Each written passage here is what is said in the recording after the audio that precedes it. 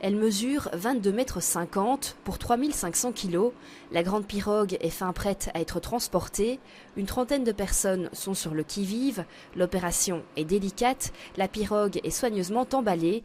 Un plancher sur mesure a même été spécialement créé pour l'occasion. C'est un plancher assez léger, mais qui se déforme. En fait, c'est lui qui prend la forme de la pirogue.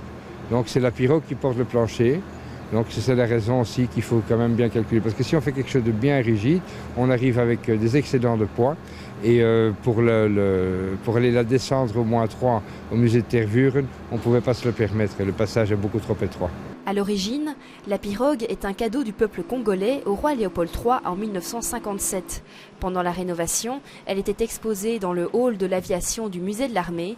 Aujourd'hui, elle retourne dans le musée royal de l'Afrique centrale, un trajet de 11 km qui nécessite beaucoup d'attention et de précision.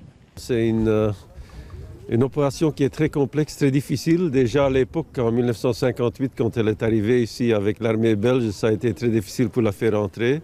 C'était encore plus difficile il y a 2 ans pour la faire sortir. On a travaillé pendant 2 jours, c'est vraiment du millimètre près pour la faire. À ce moment, tout le temps, on s'est demandé mais comment est-ce qu'elle a pu entrer à l'époque. À 13 h vient le moment le plus impressionnant.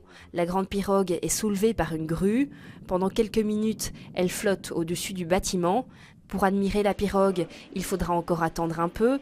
Les travaux de rénovation seront terminés fin de cette année. Le musée sera de nouveau accessible au public dès octobre 2017.